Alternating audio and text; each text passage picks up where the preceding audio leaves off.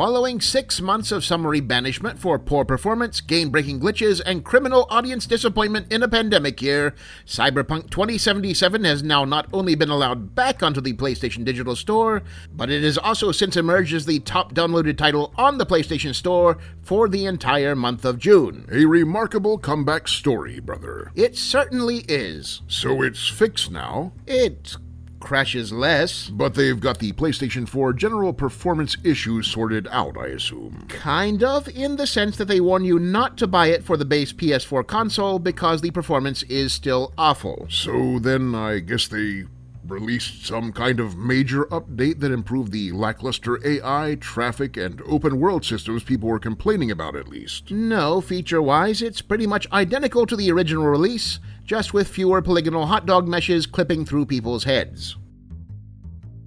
Why is this back on the PlayStation Store again? It's hard to say. Maybe there is some specific secret performance metric that CD Projekt's last patch was able to just barely push the game over, but popular conspiracy theory holds that the original ban had less to do with technical issues and more with revenge for CD Projekt sending angry customers to Sony for refunds.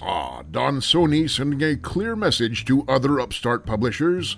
The PlayStation money train does not run in reverse. Right, so who knows? Maybe Sony just figured they'd finally learned their lesson and called off the dogs. Maybe the game actually does run well enough now. Maybe CD Projekt agreed to take care of one of Sony's enemies in exchange for a favor.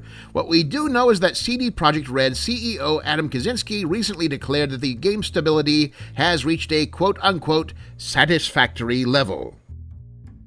With a straight face, yes. Kaczynski said that they would now be shifting their focus from bug fixes and performance patches to improving general gameplay systems and content, and you know what? I think they're right to do so. Do you now? Don't get me wrong, the game's still a technical mess, but they've largely dealt with the game-killing bugs, the ones that halt your progress, eat your save file, or cause your character to spontaneously explode. The smaller bugs, the ones that turn your hands invisible, make street vendors levitate, or transform NPCs into anthropomorphic pizzas, they may be annoying, but they're not the reason people aren't playing. Skyrim's had an active user base for nearly a decade, and you'll still occasionally fall through a mountain or get passed by guards swimming in midair. It's a realm of magic. People are willing to overlook a lot of flaws if the content itself is compelling. It's human nature, and the chief reason about 75% of the human race are able to date.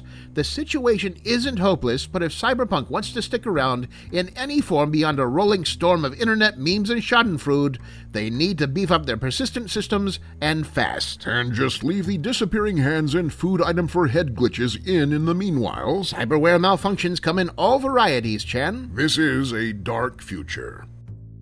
Hello, video gamer. We'd like to get to know you better. Data mining your private tab search results just isn't cutting the mustard these days. Hit the subscribe and notification buttons below, and we'll be at your side forever. It is exactly as creepy as it sounds.